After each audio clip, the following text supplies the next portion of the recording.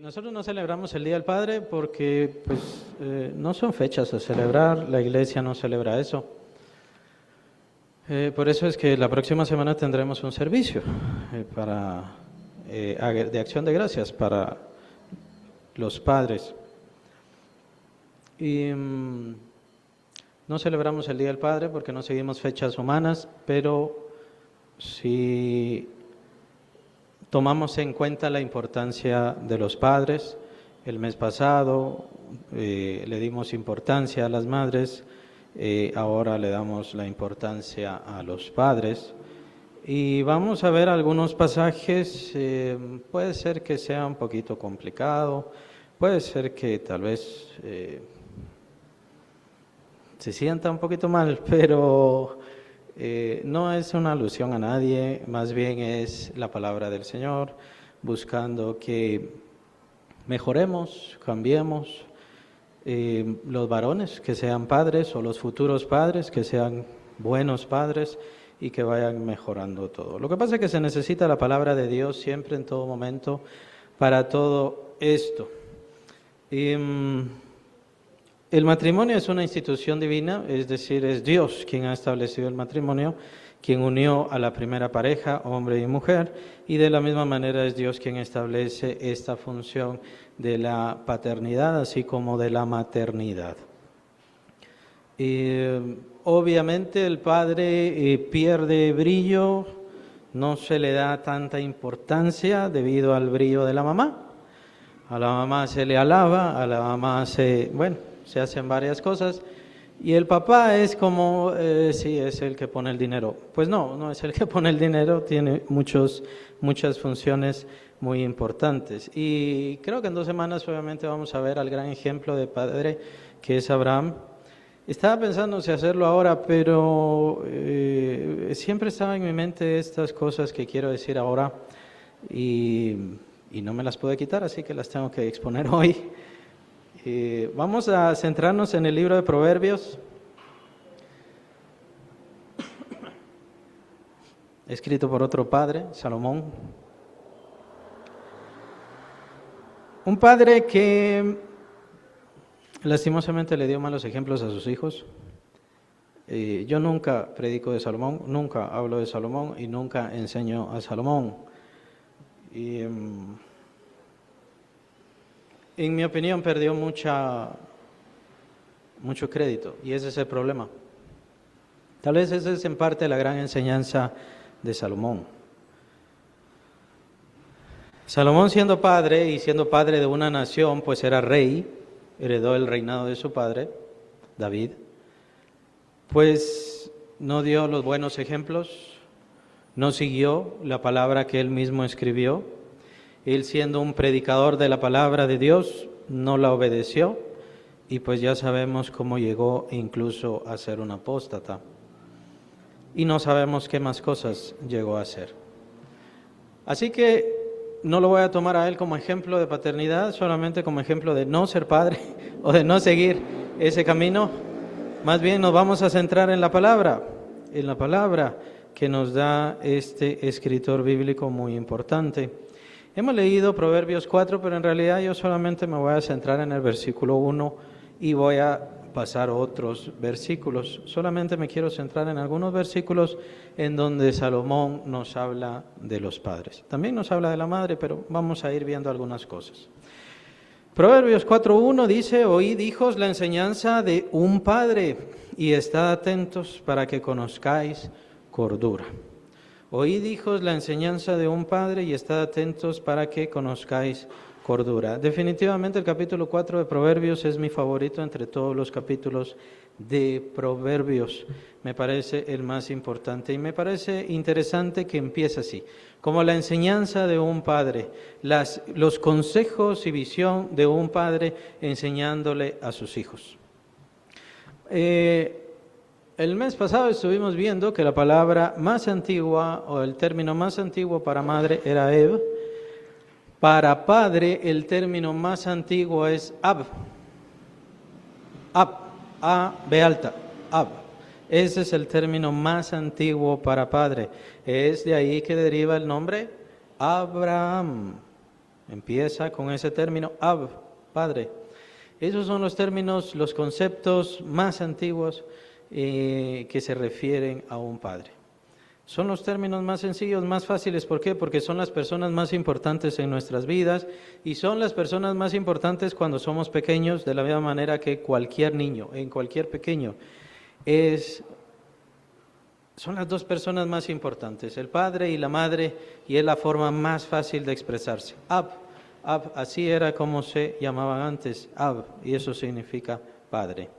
El término enseñanza también aquí indica más en sí corrección o castigo. Cuando dice entonces aquí Salomón, la enseñanza de un padre, vean, escuchen más bien la corrección de un padre. El trabajo de un padre en primer lugar es corregir. Castiga, es cierto, por eso señalé aquí que también el término puede indicar castigo. Castiga es cierto, pero el castigo es para corregir. No es una paga por el mal. Es la gran diferencia que debemos hacer también con Dios. Siendo Dios Padre, Él nos corrige y nos debe corregir. Dios no nos deja sin disciplina. Dios a quienes deja sin disciplina es a quienes no recibe por hijos. Cuando ustedes ven a un cristiano que simplemente vive como el mundo, pero dice que es cristiano, pues no es cristiano. Si de verdad es creyente, entonces será corregido, será corregida por el Padre Celestial. Esa es su función, corregir. Y la idea es corregir, ¿por qué? Porque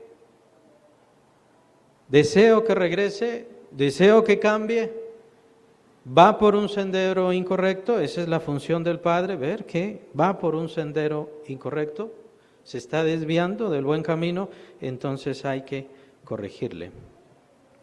Para que conozcáis cordura, que también se puede entender como entendimiento, inteligencia. Es necesaria la corrección para que tengan inteligencia los hijos en su camino, en su desarrollo y en su intención. Simplemente con esto estamos viendo términos muy interesantes, muy valiosos, que esta civilización ya no la tiene más. Si algo ha hecho esta civilización muy bien, estos tiempos en los cuales ahora nosotros vivimos, es quitarle el lugar a la madre que le corresponde y, por supuesto, quitarle el lugar al padre que le corresponde. Hay lugares en donde ya no se puede corregir. Hay lugares en donde el papá ya no puede castigar a sus hijos, ya no les puede dar un castigo a sus hijos. Entonces pueden adquirir entendimiento, pueden comprender. La Biblia manda a los padres que tienen que ser los que corrijan a sus hijos, los que les den el castigo a sus hijos. Un padre que no hace eso, entonces ya sabe que sus hijos se van a desviar, no tendrán entendimiento, no tendrán cordura en sus vidas. Como les dije, solamente me voy a centrar en ese versículo del capítulo 4, pero ahora vamos a ver el versículo 20 del capítulo 6. Capítulo 6, siempre Proverbios, versículo 20. Guarda, hijo mío, el mandamiento de tu padre, y no dejes la enseñanza de tu madre. Guarda, hijo mío, el mandamiento de tu padre, y no dejes la enseñanza de tu madre. ¿Qué quiere decir esa primera palabrita, guarda? ¿Qué quiere decir? ¿Qué tiene que ver? Es una palabra que también la utiliza Jesús. Que guarden todo lo que yo os he enseñado. Lo menciona el Señor Jesús en la Gran Comisión. ¿Qué quiere decir ese guardar? Guardar es oír, retener, meditar y aplicar. Tiene esos pasos.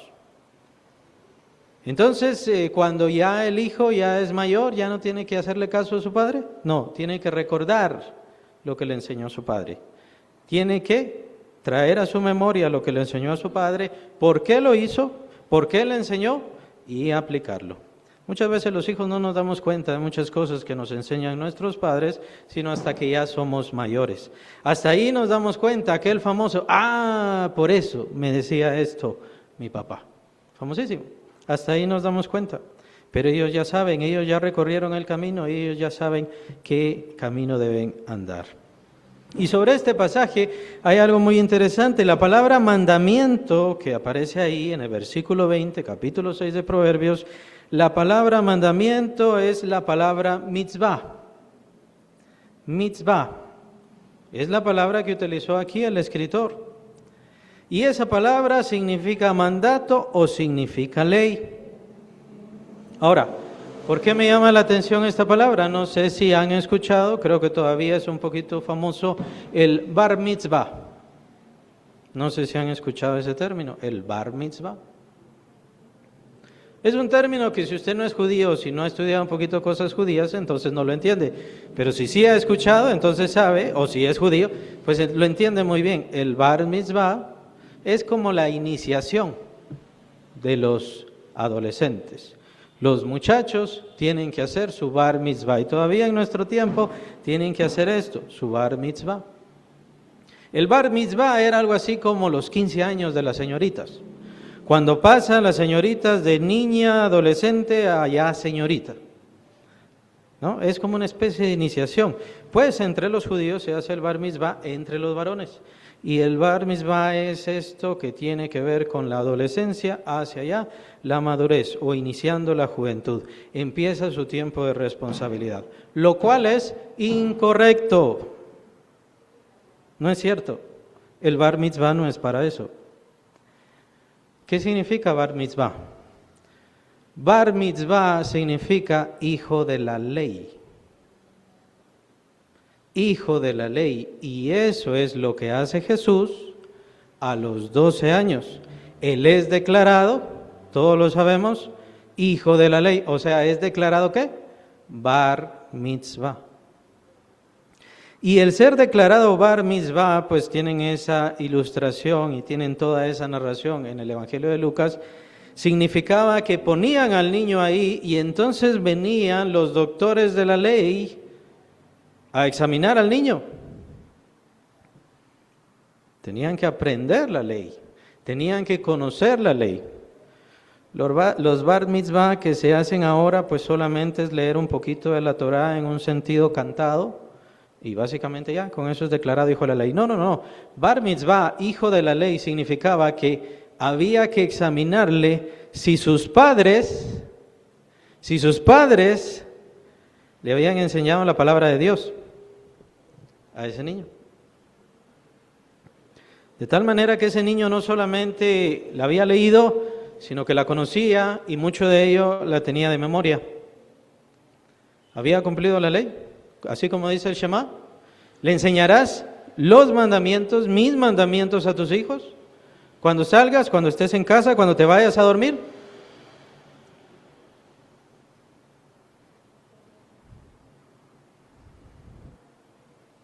Esa es la obligación de un padre. Enseñarle la palabra de Dios a su hijo y a su hija también. De tal manera, y hablando de los tiempos de Jesús, que debían ser llevados y examinados para ser declarados hijos de la ley. A los 12 años Jesús es quien es examinado, pues obviamente él conocía muy bien la palabra de Dios. No por forma mágica, sino porque sus padres habían cumplido bien la orden. Por eso les dije, tal vez les va a doler un poquito, porque tal vez como padres, no sé, si les han enseñado a sus padres la palabra de Dios de tal manera que pudieran ser declarados bar mitzvah, o sea, hijos de la ley, no lo sé. Pero de todas maneras no es una alusión, simplemente hay que seguir, hay que esforzarse, hay que cambiar, hay que enderezar el camino. Como dice el primer versículo que leímos, para encontrar entendimiento. El propósito de Dios con los padres era que les enseñara a sus hijos la palabra de Dios. Su corrección debía ser en base a la palabra de Dios. Guardar significa también proteger, obedecer y mantener. No es que mis padres me enseñaron y entonces ya se me olvidó todo. No, tengo que mantenerlo, mantener la enseñanza. Enseñanza también se utiliza un término muy interesante. Cuando dice la enseñanza de tu madre, estamos en el versículo 20, capítulo 6, la enseñanza de tu madre, la palabra enseñanza ahí que utiliza Salomón, por si quieren apuntarla, es Torah. Torah. La anterior en mandamiento de tu padre es mitzvah. Mitzvah.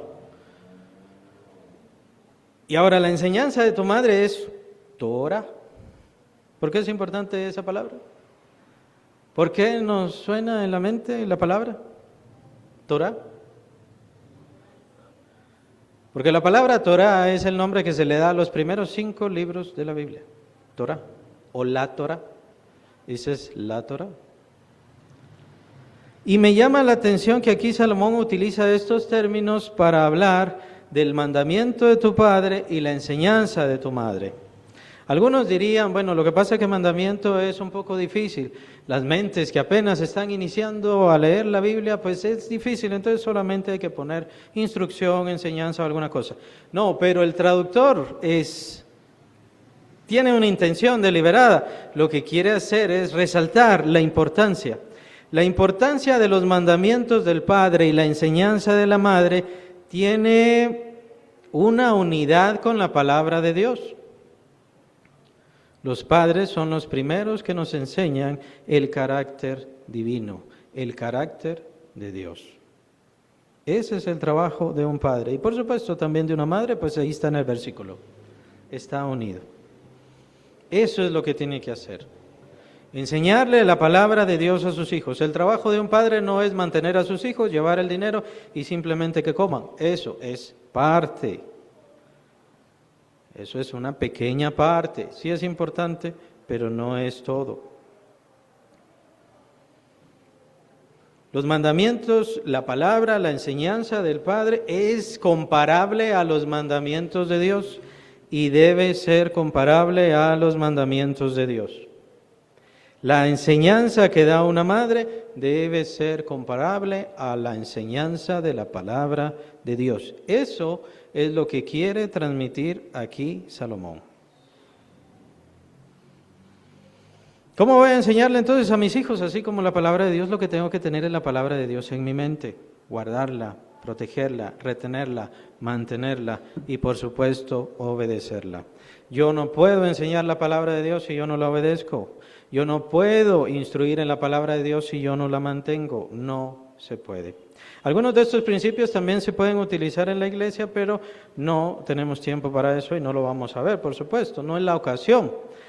Más adelante ya viene el aniversario, entonces ahí vamos a ver la iglesia y por eso estos principios son interesantes. El escritor entonces nos está señalando la importancia de un padre. Vean esta civilización que le quita derechos a los padres. El padre ya no puede regañar a sus hijos, el padre ya no puede castigar a sus hijos. Tiene todo derecho de regañarles, pero la pregunta es, ¿les está dando los mandamientos de Dios? ¿Les está guiando conforme a los mandamientos de Dios? Si les guiara conforme a los mandamientos de Dios, no tendría que castigarle tanto. Es una buena forma de verlo. Guiar conforme a lo que Dios dice. Ahora vamos al capítulo 15, versículo 5. Proverbios 15, 5. El necio menosprecia el consejo de su padre, mas el que guarda la corrección vendrá a ser prudente. Vendrá a ser prudente.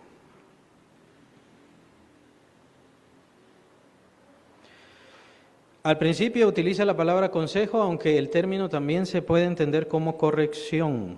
Es decir, está hablando de un castigo, está hablando de una corrección. Deja de hacer esto, empieza a hacer aquello. El necio, ¿qué dice? El necio menosprecia el consejo de su padre. El necio. La libertad no es despreciar lo que dijeron mis padres, más bien eso es necedad. Mas el que guarda la corrección vendrá a ser prudente. Prudente significa también avisado o astuto. Astuto. Por eso el Señor nos da a nuestros padres, para que lleguemos a ser astutos, para que entendamos cómo es el mundo, para que entendamos de qué trata el mundo. Y es de eso de lo que entenderemos hoy. ¿Cuál es la función de un padre? ¿Cuál es la misión de un padre? Enseñar. Bueno, ya lo vemos acá. Se trata de enseñar. ¿Pero enseñar qué? ¿Mostrar qué? ¿Guiar a qué?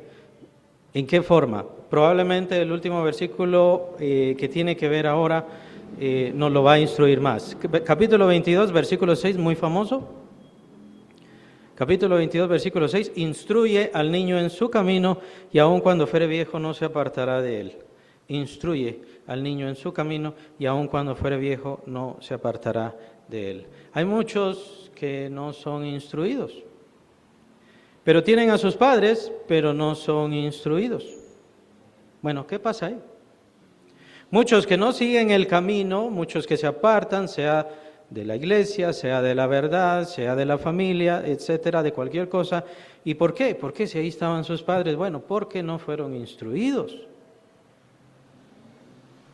¿Y qué quiere decir instruido? Instruido significa entrenar, disciplinar y significa dedicar.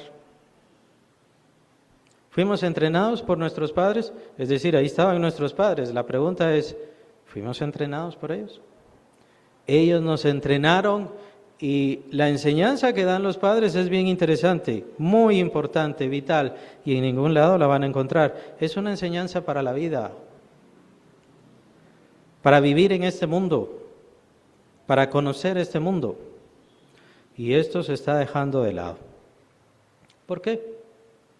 Hay un ejemplo bien interesante que tiene que ver con todo esto. Y quería señalarlo y exponerlo. Una cosa que nos enseñan nuestros padres, más específicamente nuestro padre, es cómo sostener nuestra vida. Y es lo que debe hacer. ¿Cómo voy a sostener mi vida? Esto tiene que ver con los padres, pero esto se hacía más específicamente en los tiempos del Antiguo Testamento, un tanto después, en los tiempos de Jesús lo vemos claramente. ¿A qué me refiero ahora? Me refiero a que, como trabajamos, lo que ahora utilizamos como instrumento para poder trabajar y sostener nuestra vida nosotros como hijos, ¿en dónde lo hemos aprendido? Ustedes lo saben bien. Bueno, dirán, en la escuela, en el instituto, en la universidad, en el instituto técnico. Ahí aprendí y tiene toda la razón. Pero en los tiempos de Jesús y antes y poco después de los tiempos de Jesús, ¿cómo era? Era un poquito arcaico, era un poco complicado. En los tiempos de Jesús, ¿por qué Jesús era carpintero? Porque su padre era carpintero. En los tiempos de Jesús, ¿por qué Juan y Jacobo, los dos apóstoles, por qué eran pescadores? Porque su padre era pescador y lo señala claramente en los evangelios. Ahí estaba Zebedeo con sus hijos. ¿Con sus hijos quiénes? Juan y Jacobo. ¿Qué estaban haciendo? Estaban remendando sus redes. ¿Esto por qué? Porque el padre tiene como misión y obligación enseñarle a sus hijos a cómo enfrentar la vida, cómo sostenerse. Algunos dirán, bueno, la obligación del padre es heredarle educación. Esos son eslogan, esos son dichos de los centros de educación para que gaste más en los centros de educación. No me malentiendan, vamos a hablar de la educación entonces. Lo que quiero hacer es señalar el cambio, cómo era antes y cómo es ahora. Aquello que antes nosotros llamábamos arcaico significa que Jesús, como hijo, estaba con su padre José y pasaba ¿cuántas horas con su padre José? Para poder aprender la carpintería. ¿Cuánto tiempo estuvo Jesús? Cada día con su padre José, oyéndolo, José instruyéndole, José hablándole. ¿Cuánto tiempo estuvo? ¿6 horas? ¿5 horas diarias? ¿Cuántas horas pasa usted con sus hijos? ¿Todos los días? ¿Cuántas horas pasó con sus hijos cuando eran pequeños? Solo con ellos. ¿No que ahí estaba la mamá? Solo con ellos. Claro, en nuestros tiempos es un tanto diferente, ¿no? Y está bien, ha mejorado mucho. En nuestros tiempos, mi papá era una cosa, bueno, yo puedo elegir ser otra cosa, cualquier cosa. Yo para ser abogado no necesito que mi papá fuese abogado y que me enseñara. Lo que necesito es, ahí sí, ir a una escuela de leyes. Lo mismo si quiero aprender carpintería, lo mismo si quiero aprender a arreglar carros.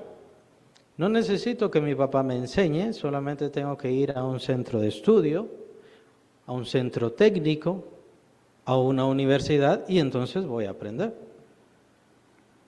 El problema con esto es que muchas veces le achacamos la bendición de saber y la bendición de tener una profesión al centro de estudio. ¿Y quién fue el que nos mantuvo? ¿Quién fue el que nos dio la comida? ¿Quién fue el que pagó ese centro de estudio? Nuestros padres. No fue el centro de estudio.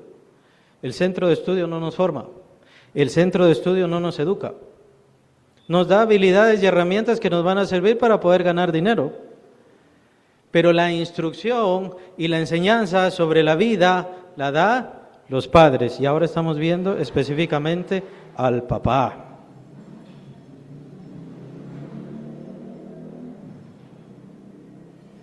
En aquel tiempo, en donde era tan arcaico,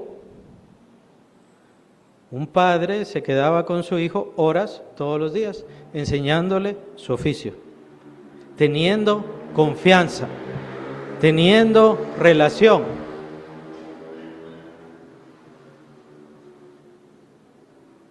En estos tiempos modernos, desarrollados, perfectos, tan llenos de inteligencia artificial y de todas esas cosas, tal vez tienen suerte los padres con los hijos de convivir cuando es tiempo de la comida. Y tal vez solo cuando es tiempo de la comida es cuando sueltan el celular para dejar de ver sus redes sociales. En este tiempo moderno, ¿qué es lo que vemos? Lo que estamos viendo es desapego, desinterés, desprecio. Y ese no es el orden de las cosas, ese no es el propósito de Dios y esa es la razón por la cual hay desunión en las familias, desprecio. A veces los papás se quejan, a mí solo vienen a pedirme, solo me buscan para pedirme dinero, a veces se quejan. Bueno, ¿para qué les ha buscado usted? ¿Cuánto tiempo ha pasado usted con sus hijos? ¿Cuánto tiempo le dedica tiempo libre para sus hijos? Muchos dedican el tiempo libre a ver la televisión, a ver el partido, a ver el fútbol. No me va a decir que a los amigos, porque un padre de hecho no tiene derecho a tener amigos, no debería tener amigos. Es decir, conocidos está bien, amistades está bien, pero amigos con los cuales usted pierde el tiempo, eso sí es pérdida de tiempo. ¿Qué pasa con su familia? ¿Qué pasa con sus hijos? ¿Qué pasa con su esposa? Es a ellos a quienes les tiene que dedicar tiempo. No solamente tiene que trabajar y esforzarse tantas horas trabajando, todavía tiene unas cuantas horas libre, nada más, lo tiene que dedicar a su familia. Por eso es que nosotros como iglesia no creemos en el monopolio del tiempo de las personas. Hay iglesias que hacen culto todos los días, culto lunes, culto martes, culto miércoles, culto jueves, culto viernes, sábado y por supuesto los principales domingos. No. Eso es monopolizar el tiempo de los hermanos. No se le puede quitar el tiempo a los hermanos que tiene que estar con la familia. Los hijos ya no tienen tiempo tampoco, tienen que estar estudiando. Ni siquiera ha salido el sol y ya tienen que salir. Ya se apartan de la casa. Regresan tal vez a las 4, tal vez a las 5. Claro, ellos no nos van a buscar, son los padres los que tenemos que buscarles. Tenemos que ir detrás de ellos. En aquel tiempo, entre comillas, malo, difícil, donde no había tanta educación, tanta oportunidad, en ese momento se mantenían los hijos bastante con sus padres. Y por supuesto que ha mejorado muchísimo. ¿Qué pasaba con las hijas? Con las hijas es más complicado. ¿Qué pasaba con las hijas en aquel entonces? Las hijas no tenían ni siquiera oportunidad de aspirar a un oficio o profesión. Ni una oportunidad. ¿Cuál era la única esperanza de la hija de sostenerse? El marido, el esposo. Esa era la única oportunidad. Y sí, el padre intervenía en conseguirle esposo a sus hijas. ¿Se acuerdan de Labán? Fue un engaño, fue una treta, es bastante chistoso, pero fue eso, precisamente. Su hija mayor no tenía esposo. Jacob quería a la hija menor. Y entonces dijo, bueno, de hecho trabajó, se esforzó, básicamente esa fue su dote, trabajó 7 años para poder casarse con Raquel.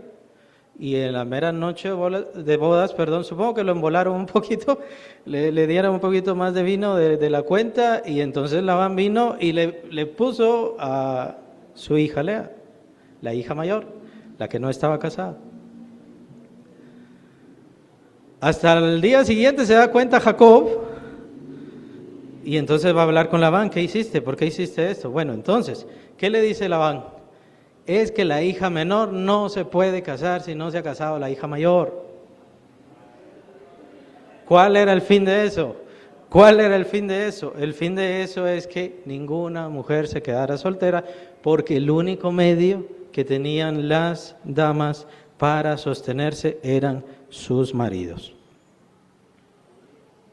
Fue una treta, fue un engaño, pero tenía razón Labán. O sea, no lo hizo bien, no quiero decir que lo haya hecho bien, ni lo haya hecho correcto, pero eran aquellos tiempos. Y el papá tenía que ver, papá tenía esa preocupación. La preocupación del padre no es igual que la de la madre, la preocupación del padre es cómo van a enfrentar la vida. Y otras cosas que vamos a ver ya con el tiempo cuando veamos a Abraham. Pero ahora solamente estamos viendo esto tan simple, tan elemental, cómo van a enfrentar la vida. Por esa razón es que se daban los conflictos y situaciones difíciles. En el caso de las damas,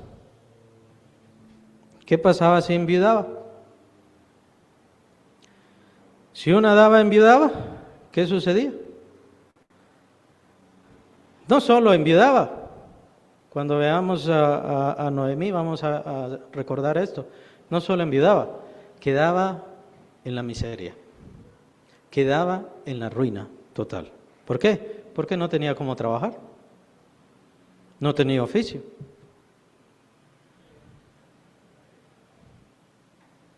Por esa razón es muy probable que la mujer que habló con Jesús, la samaritana, fue este caso, y por eso buscaba hombre y hombre y hombre.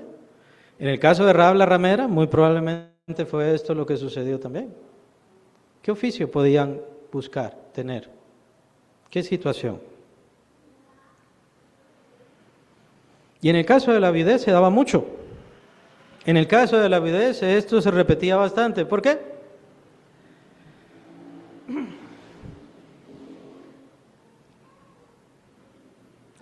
Porque el varón muere antes. Este es otro peso para los padres. Los padres tienen que ver que sus hijos estén bien, se sostengan. ¿Por qué? Porque lo más seguro es que primero él se va de aquí, del mundo, a la tumba. Estadísticamente, los esposos mueren antes que la esposa. Estadísticamente, las mujeres se quedan más viudas que los varones. Así que el padre sabe que tiene poco tiempo. Y debe saber que tiene poco tiempo, porque en cuanto a probabilidad es más seguro que él parta de esta vida primero. Así que tiene que dejar a sus hijos bien, que se sostengan. Y dado el ejemplo que he dicho, voy a decir otra cosa. Los padres no tienen que heredar a sus hijos. La herencia de los padres a los hijos es que ellos aprendan a sostenerse. Si le sobra, si tiene, está bien, le puede dejar tierras, posesiones o dinero. Pero a la primera persona a la cual debe heredar el padre es a su esposa, no a sus hijos. El padre sí tiene obligación de heredar, o sea, el esposo tiene obligación de heredar a su esposa. ¿Por qué? Por lo que acabo de decir. Muchas, y esto continúa, muchas no tienen profesión, muchas, ¿qué va a pasar con ellas cuando usted ya no esté como esposo? que provee, que da, ¿qué va a pasar con ella? No, a ella no le voy a dejar nada. ¿Y qué va a hacer? Todo lo que tengo se lo voy a dar a mis hijos. Pero si a los hijos no tienen ninguna obligación. De hecho, aprovechando, está bien si un hijo es ingrato, no dejarle nada. Ingrato no es un insulto, lo aclaro. Ingrato quiere decir alguien que no agradece lo que recibió.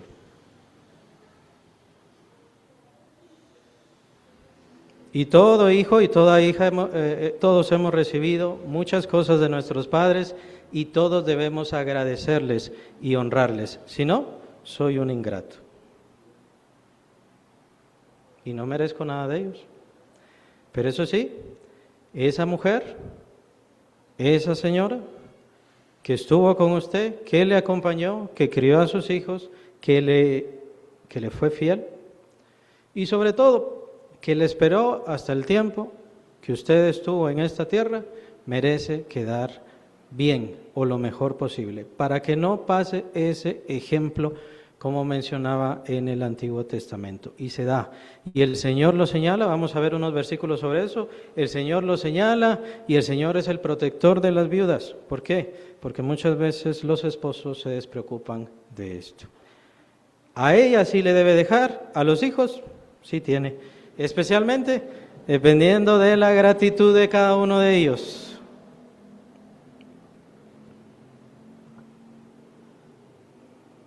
¿Fue agradecido? ¿Fue agradecido? Y aprovechando sobre esto, se hace un llamado a las señoritas, a las damas, a toda mujer, prepárense, estudien, como dije, no estamos en los tiempos antiguos en donde solamente se podía impartir por estar ahí con el papá, entonces por eso tengo una profesión, no. Puede entrar a una escuela, puede entrar a un instituto técnico, prepárese, tenga su carrera, tenga su profesión, sepa sostenerse por usted misma, aprenda a hacer eso. Es importante, no importa la edad que tenga, no importa que ya se me pasó tal tiempo o lo que sea, no importa, usted hágalo, usted esfuércese. Está bien hacerlo por usted, pero usted tiene que enfrentar la vida y no sabe qué vueltas va a dar la vida, qué rebotes va a dar. No sabe si su esposo le va a dejar. Muy probablemente esto que están oyendo ahora es la primera vez que lo están oyendo. Así que no crea que es una obligación que tienen los varones en su mente de dejarles a usted bien. Debería ser algo de conciencia, debería ser algo de moral. Lastimosamente el Señor no nos lo dejó como un mandamiento. Y de todas maneras, como las personas ignoran aquel mandamiento de honrarás a tu padre y a tu madre, si se dejaban otros mandamientos iba a ser peor. Debe ser la conciencia. Si yo como esposo, ¿qué va a hacer mi esposa cuando yo ya no esté? Y que lo más seguro es que yo ya no voy a estar. ¿Qué va a hacer ella? Desposeída, porque no hay casa. Sin dinero, porque me lo gasté todo. Sus hijos van a seguir su camino. Usted preparó a sus hijos para que ellos sostengan sus propias vidas. Y están sosteniendo sus propias vidas. Todavía hay unos hijos que sí honran a sus padres, que sí son agradecidos y que apoyan, pero no es que apoyen mucho, pero muchas veces sí apoyan a sus padres. Y qué bueno, gloria a Dios, dele gracias a Dios. Algo que veo también al revisar todo esto en la Biblia, y bueno, yo soy bastante franco y por eso creo que también me conocen, ¿no? No todos los hijos salen bien. O sea, no todos los hijos son agradecidos. No todos los hijos honran a sus padres.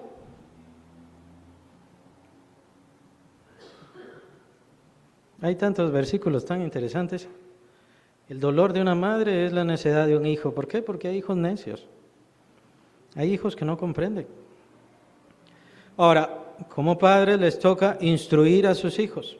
Bueno, ya no estamos en esos tiempos, así como Jesús, como Zebedeo y sus hijos. Y entonces, ¿qué tengo que hacer ahora? Aprovechar cada momento para instruirles, para enseñarles la verdad, para enseñarles la realidad del mundo, para prepararlos al mundo y que ellos puedan sostenerse. Ahorita solamente estamos hablando de lo que es lo monetario y sostener sus vidas, poder comer todos los días. ¿Sus hijos, sus hijas pueden hacer eso? No pueden depender de usted todo el tiempo. No puede estarles usted dando de comer todo el tiempo. La herencia que usted le da a sus hijos es el medio para que ellos solos se sostengan. Por eso quería quitar la cuestión famosa de la educación. Está bien, eso es lo que tenemos ahora, pero esa es educación. Y educación no nos dan los centros educativos. Nos enseñan matemáticas, ciencias naturales, pero nos enseñan moral, nos enseñan fidelidad, nos enseñan a ser honestos, dignos, responsables, a ver ahí dinero y no tocarlo porque no es mío. ¿Quién nos enseña eso? Nuestros padres.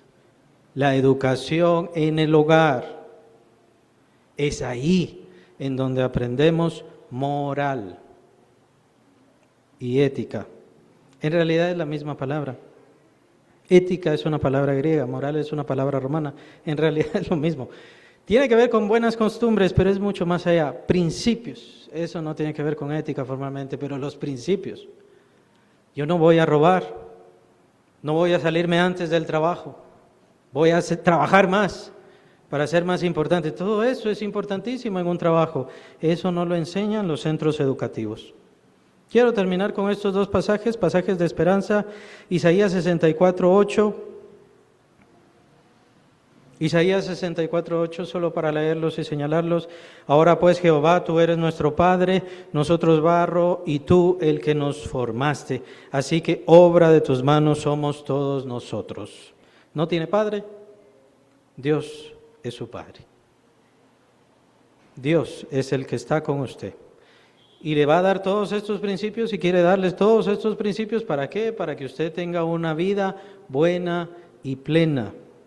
Ya vamos a ver el ejemplo de Abraham en 2 semanas. Importantísimo ejemplo, pero por eso quería pasar con esto. Y el otro pasaje, Salmo 68:5, un mensaje de esperanza muy importante. Salmo 68:5, Dios es Padre de huérfanos. Dios es Padre de huérfanos. Yo no tuve padre, alguien no tuvo padre, Dios es su Padre. Dios es quien está con usted.